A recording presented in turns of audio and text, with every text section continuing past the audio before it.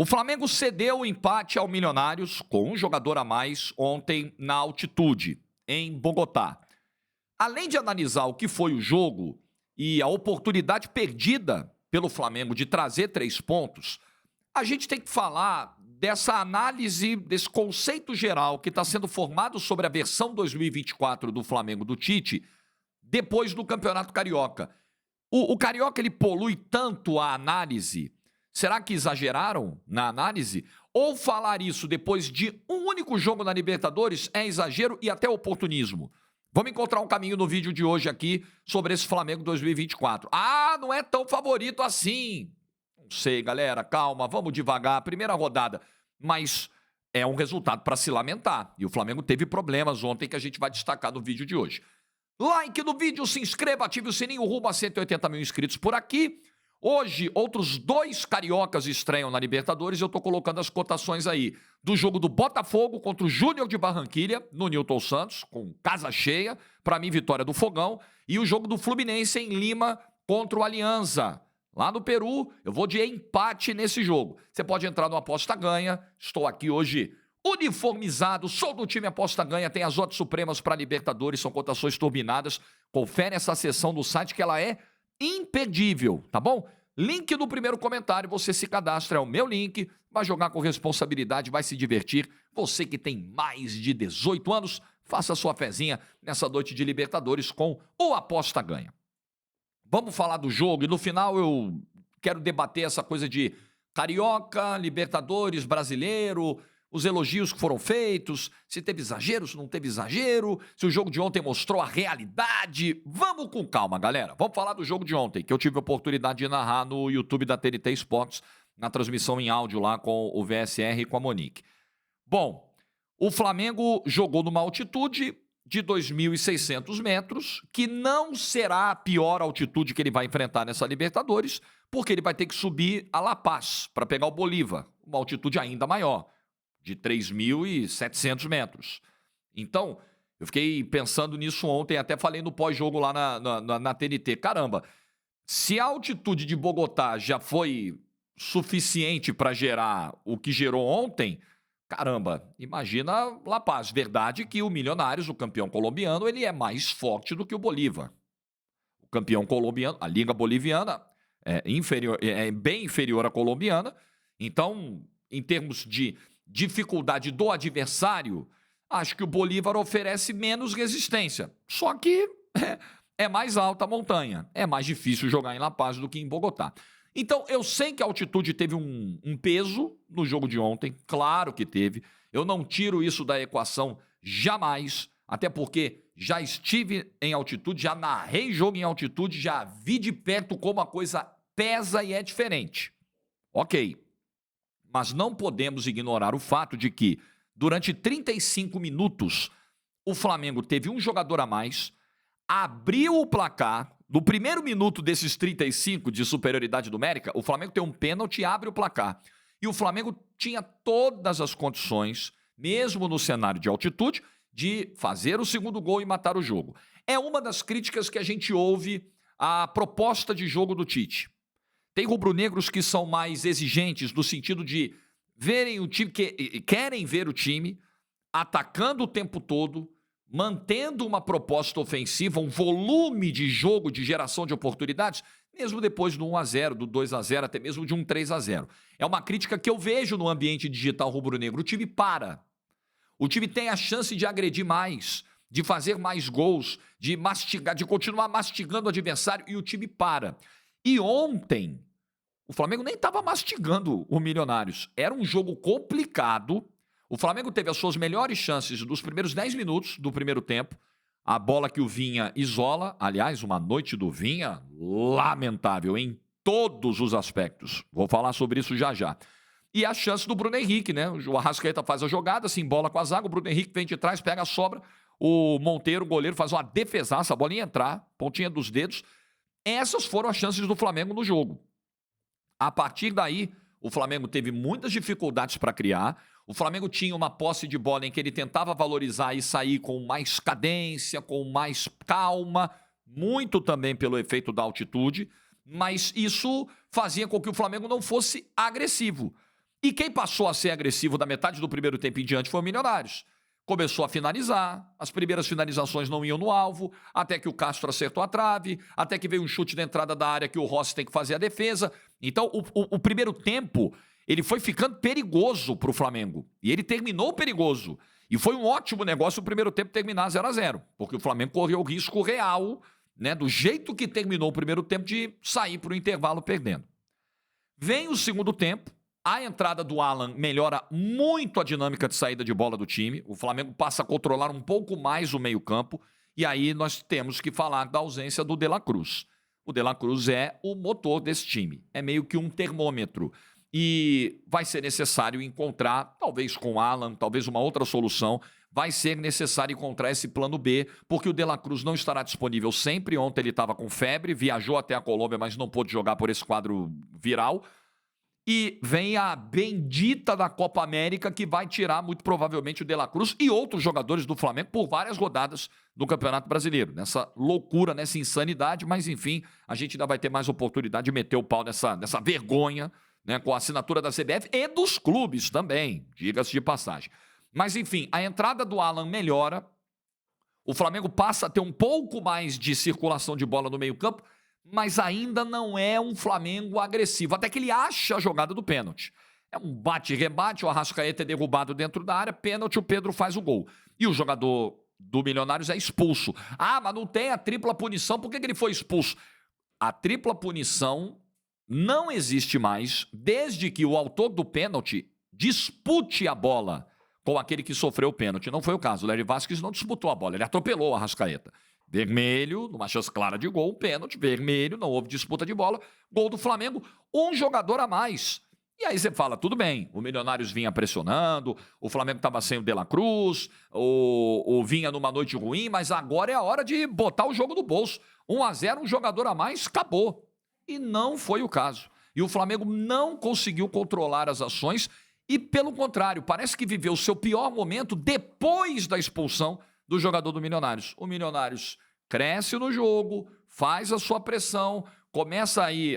E é engraçado porque a expulsão é aos 19 e a entrada do Ruiz é aos 38. A primeira mudança, aliás, as duas primeiras mudanças, né? Ele coloca os dois jogadores aos 38 que fazem a jogada do gol de empate. Primeiro toque na bola do Ruiz, 38 minutos, o Milionários empata o jogo e o Milionários que rondava, né? Milionários que ia ali, mesmo com um jogador a menos, tipo assim, né? Beleza, estamos ferrados mesmo, já estamos com um jogador a menos, estamos perdendo o jogo, vamos embora, vamos tentar um empate. E vamos aproveitar esse Flamengo burocrático, esse Flamengo que... E aí você tem que entender o que levou o Flamengo até essa postura depois do gol.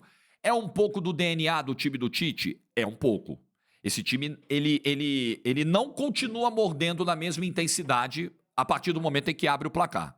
Isso é fato, e quem tem acompanhado os jogos do Flamengo tem notado isso e tem feito essa observação. Isso esteve presente ontem. Tem uma questão de administração física?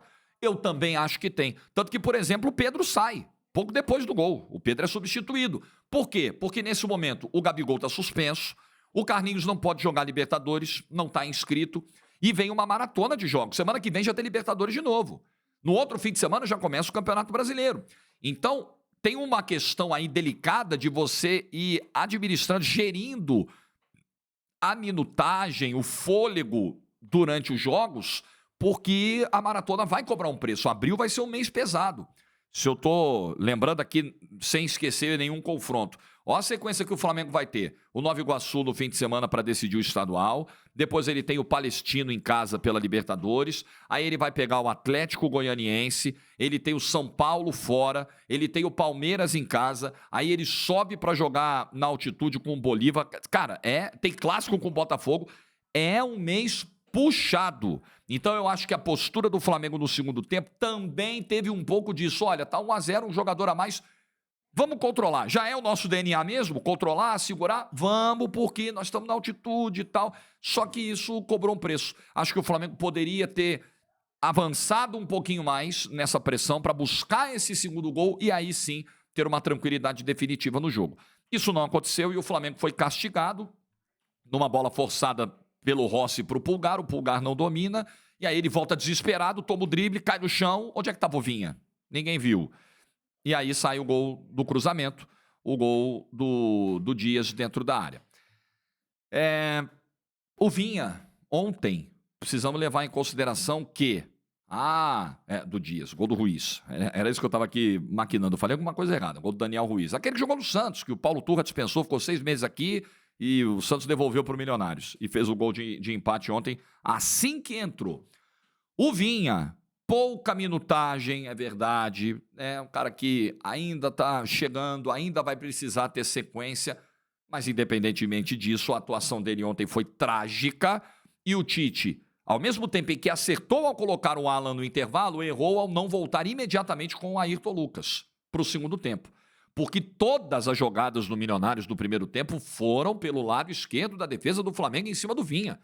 E aí o Tite só corrige, o Tite só tira o Vinha depois que toma o gol. Imediatamente após o gol ele coloca o Ayrton Lucas. Então acho que nessa o Tite errou. Então acho que o saldo que fica é ruim do resultado de ontem.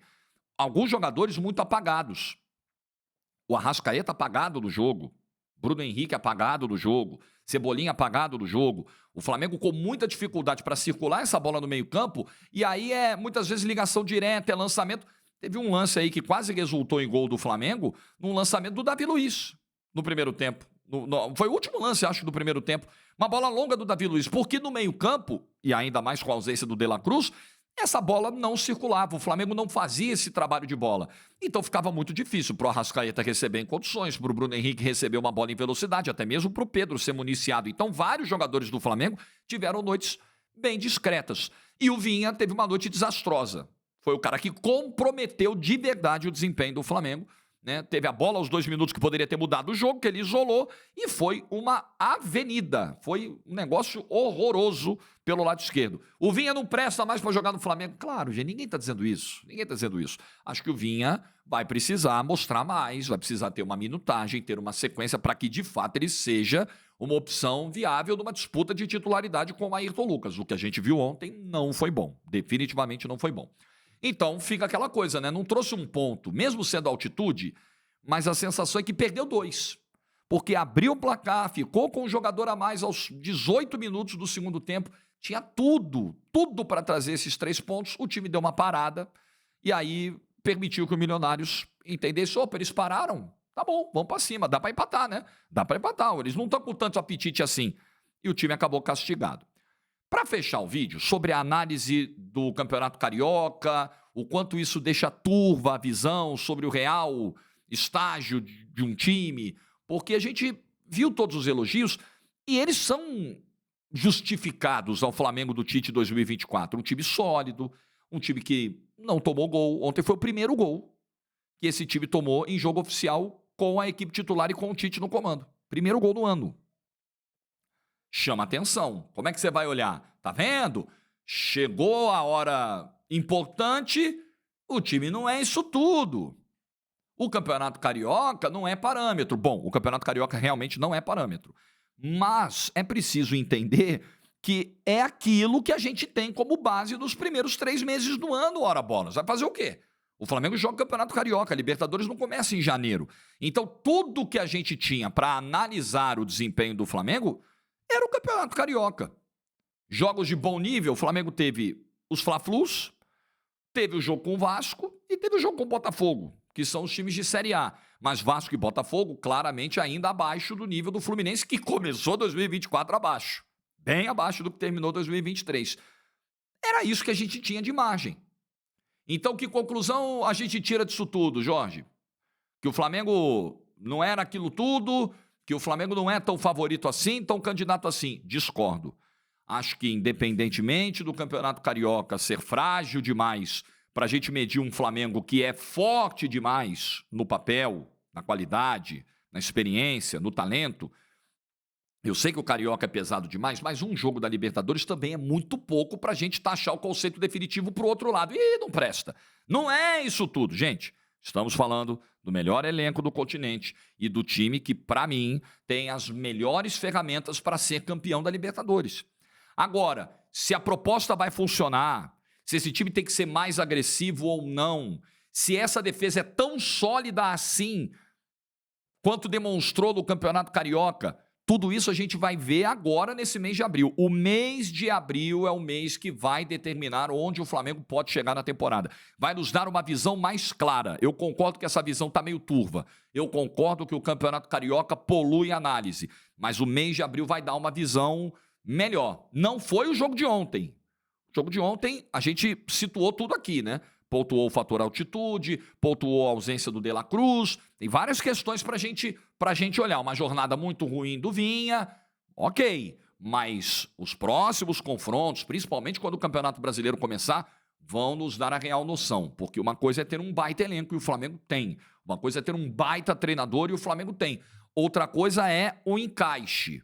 É a coisa andar. E acho que ontem não andou. E em alguns jogos... Mesmo no Campeonato Carioca, o torcedor do Flamengo tem feito essa ressalva. Opa, tá ganhando, não tá tomando gol, mas o time para. Mas o time precisa ter mais volume. É verdade. Vamos ver se o Tite vai observar isso ou se ele vai entender que isso não é necessário. Que ele vai continuar apostando na solidez defensiva, ganhando um joguinho de 1-0, no máximo 2-0, segura o resultado, controla, ganha fôlego, guarda fôlego pro que vem por aí. Vejamos.